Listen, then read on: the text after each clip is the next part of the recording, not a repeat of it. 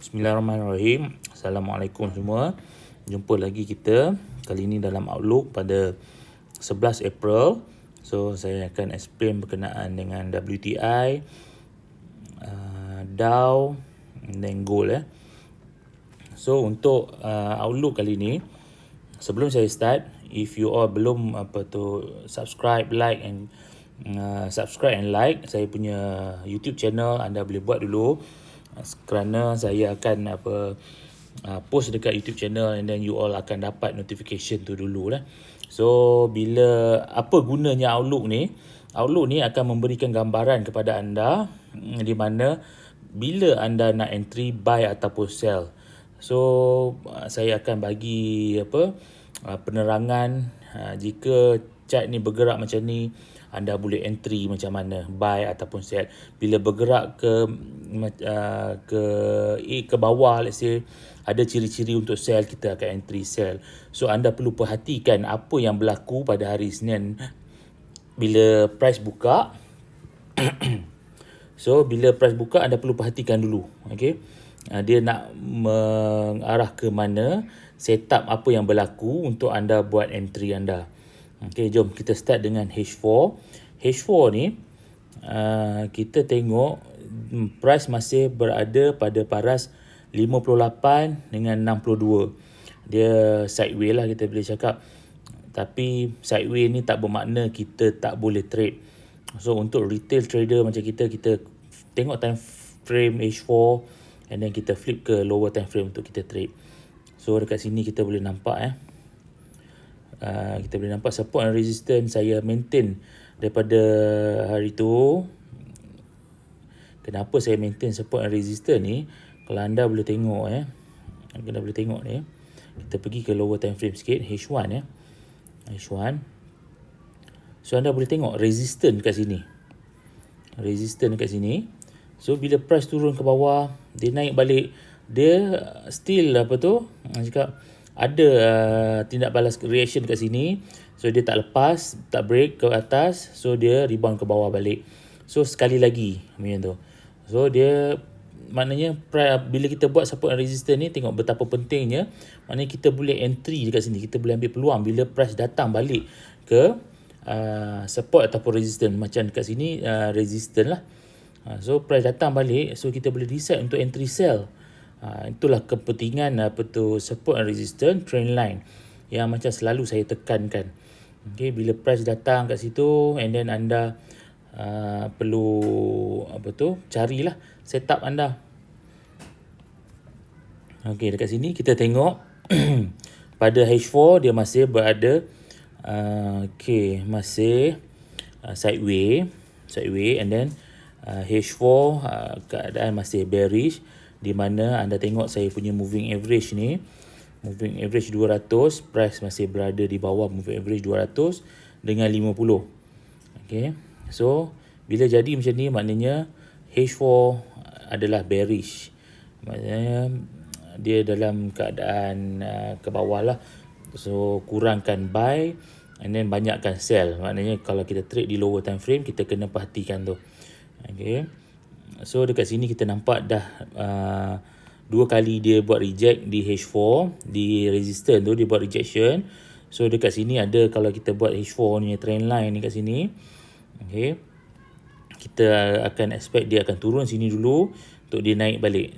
Okay, so apa pun kita kena tengok di H1 dulu. H1 pun masih bearish. Okay, so if price nanti Isnin dia buka, dia buat penurunan ke bawah, dekat sini kita cari setup untuk entry buy lah, untuk entry buy. Okay, setup untuk kita entry buy. So ini kita cakap kita ambil peluang buy and sell pada sideway. Okay, so kita pergi ke time frame 15 minit. Anda boleh tengok dekat sini 15 minit. So apa pattern dia buat dekat 15 minit ni? Tadi kita nampak macam tu. So yang ini saya nampak pattern triangle 15 minit ni triangle. Okay, di WTI triangle. Okay, so triangle ni dia boleh break atas ke bawah lah. So kalau kita marking kita punya support and resistance pada time frame 15 minit, Okay, dekat sini. Macam ni, satu. Okay. Ini satu lagi. So, satu lagi ni tak perlulah. Sebab kita ada 59.886 ni adalah resistance. So, if price break ke atas ni, you all entry buy lah. So, cuma yang sell ni, if price break ke bawah macam ni, break ke bawah, you all kena hati-hati. Kalau ada setup untuk buy dekat sini, sebab sini ada trendline H4, yang ini apa tu, support 15 minit. So ada setup untuk buy, anda boleh entry buy kat sini. So first TP anda bila price datang kat sini balik. Datang dekat sini. Trendline 15 minit ni. First TP. And then if you all entry banyak layer, katakan 4 layer, 2 anda close dulu. The next 2 position anda BE, and then anda tunggu dia datang balik dekat upper level triangle ni untuk anda close, and ada 2 layer. Macam itulah teknik kita nak trade Okay. So yang ini anda boleh perhatikan dulu hari Isnin price buka macam mana. Kalau dia break macam ni, you all boleh sell, tunggu dekat sini bawah ni untuk TP sell, and then cari balik entry buy bila dia dah kat bawah ni, sebab price dalam keadaan sideways. So dekat tengah-tengah ni ada setengah orang saya tahu memang betul dia cepat, dia buat decision split second, buat decision. So kalau kita tengok dekat sini pun dia masih dalam keadaan sideways. Hari Jumaat tu bila price close tu dalam keadaan sideways. Sideways tu maknanya dia bergerak arah yang sama, atas bawah pada arah yang sama. Okay, pada arah yang sama dalam kotak macam ni, sideways. So kalau you all cepat dalam 15 minit macam tu, you buka time frame 5 minit, you all entry. Kalau dia break kotak ni yang 5 minit ni, entry. Kat mana nak TP ni? TP buy ni, kalau dia you all buy kat sini, TP kat sini. Okay. You all tengok belah kiri ada previous high dia. So dekat situ level-level untuk anda letak TP anda. Okay. Yang ni easy trade. Maknanya you all make it simple trade. You all apa tu, kalau ada yang tak pandai tarik Fibo, you all guna support and resistance untuk cari TP anda. So bila dia break ini ke bawah, kalau anda dah sell, so dekat sinilah TP anda, next TP anda lain sini, ataupun macam saya cakap tadi, you all dah sell, kalau dia break yang ni, you all BE dulu untuk target sini, untuk TP yang jauh sikit. Okay. Yang ni ciri-ciri yang anda perlu perhatikan pada WTI bila market buka nanti. So anda tengok balik ciri-ciri ni.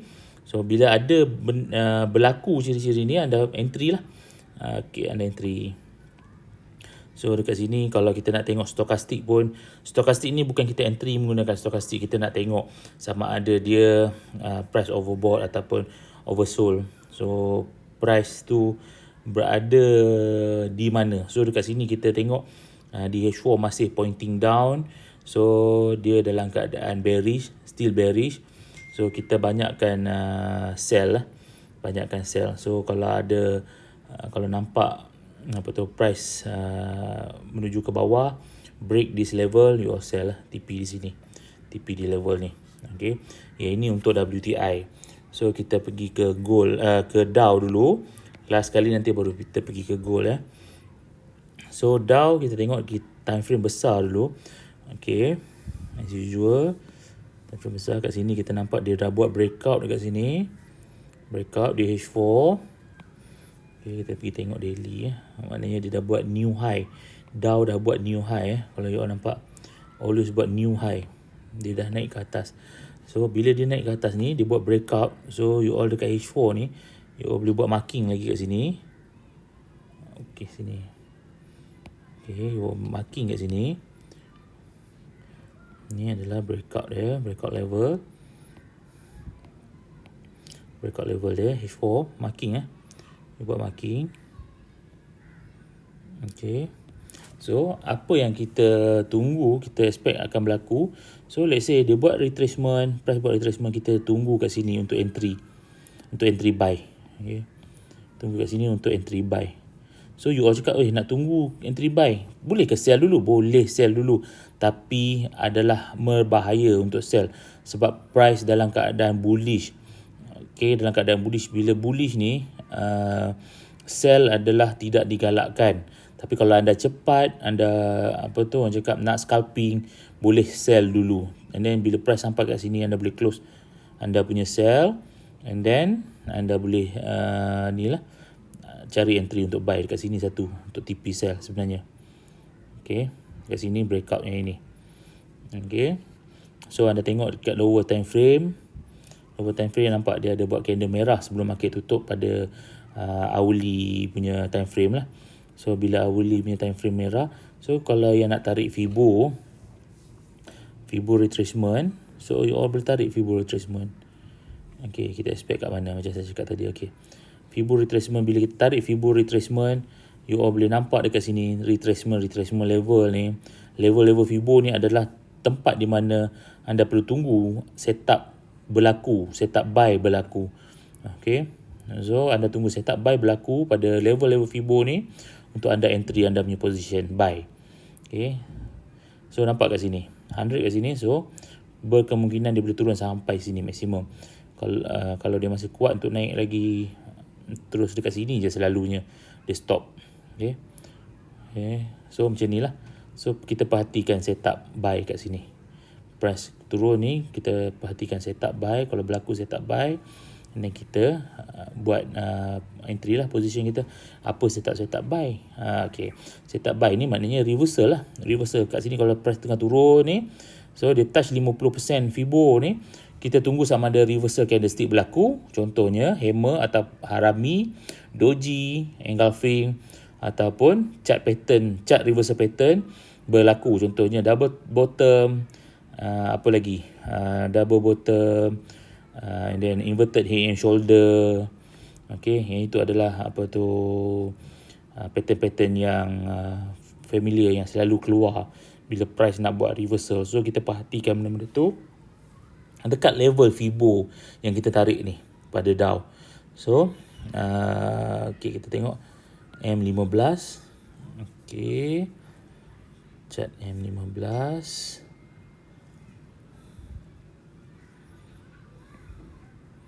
H1 M15 lebih kurang sama chart dia.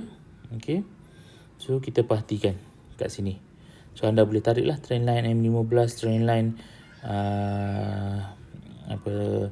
di time frame besar. Okay, so bila kita tarik trendline ni, kita nampak 38.2 tu berada pada paras trendline M15. Okay, so kita tunggu setup dekat situ. Okay, ni adalah cara kita nak cari entry kita, cara kita nak cari setup kita untuk buy ataupun sell. Macam ni time frame H4 saya cakap. Moving average ni apa guna dia, ada yang tak tahu lagi apa guna dia. Moving average ni kita nak tengok sama ada price tu masih bullish ataupun bearish. So macam ni, macam tadi kita tengok oil dia berada pada bawah 200 dengan 50. Yang ini kita tengok Dow berada pada aras atas, price dia atas 200 dengan 50. So dia dalam keadaan bullish Okay, dalam keadaan bullish untuk Dow. So kita expect dia continue bullish kalau tak ada sentimen news negatif berkenaan dengan USD apa semua. So dia akan teruskan kenaikan. Okay, next kita pergi ke gold Pergi ke gold. Okay, kita pergi ke gold. Okay, nampak ke gold sini. Kita padam dulu apa yang ada kat gold ni. Channel. Okay, kita padam yang ini je. Support and resistance apa semua kita tak payah padam. Okay. Okay. Sebab apa? Support and resistance ni akan berguna untuk future price dia. Sebab apabila kita buat macam ni, kita boleh nampak kita punya entry dekat mana. Okay, so kita adjust sikit. So you all nampak dekat sini di H4 price cuba maintain berada pada atas moving average 200. So dia dah start nak bullish lah. Tapi moving average still pada 50 ni masih berada pada bawah 200. So dia ada satu signal buy dekat sini. Bila moving average yang hijau ni cross 50 ni, first signal buy, then moving average hijau satu sekali lagi dia cross moving average 200, second signal buy. So dekat sini you all boleh tampak lah, ni signal untuk buy lah. So kita nampak dia dalam keadaan positif untuk naik. So kita ambil peluang untuk cari entry buy dekat sini. So kita boleh nampak sekarang ni, nampak dia candle ni close atas moving average 200. Maknanya close atas dia punya support. Moving average ni jadi support support. Bila dekat bawah dia jadi resistance. So sekarang ni dia jadi support. Ada juga nampak ni support line yang kita buat. So dia ada tindak balas kat situ. Maknanya dia tak break ke bawah. So bila dia tak break ke bawah, berkemungkinan dia akan naik dulu. Dia akan naik. Tapi kena hati-hatilah, adakah dia nak akan naik untuk teruskan kenaikan, ataupun dia buat pattern reversal untuk dia buat ke dia nak turun lagi. So kita tengok di higher time frame. Higher time frame kita nampak price, okey, kita dah tergerak benda ni. Kita delete je kita delete je. Kita nampak price dah cuba membuat pattern double bottom dekat sini, double bottom. okey. So kita nampak dia ada positif untuk naik lagi. So double bottom kat sini. So you all marking lah, price dah close atas ni. So kita tengok ke lower time frame, kita nak entry macam mana nanti. So dekat sini macam ni saya cakap, ini adalah contoh pattern reversal. So dia break, so dia buat retracement. Kalau kita tengok retracement kat sini, dia mungkin dia berada pada paras level retracement dulu. So dia mungkin boleh membuat penurunan lagi untuk buat pattern double bottom untuk buat kenaikan, okey, dekat H1. Kalau dia buat double bottom, you all entry buy. So saya selalu entry buy dekat level yang sini lah, sebab sini kita ada trend line. So kita tunggu dia datang balik dekat trend line ni, previous trend line ni, ataupun support bawah ni. So kita tunggu dia buat setup untuk buy. So dia buat kita entry kat bawah ni. Kenapa saya buat entry kat bawah ni? Sebab stop loss kita kecil. Kita boleh limitkan kita punya stop loss nipis saja. So kalau anda entry bila dia breakout neckline ni, stop loss anda still kat bawah ni, below zero. So bergantung kepada modal anda sebenarnya. Kalau modal anda besar, anda boleh letak stop loss dekat bawah ni.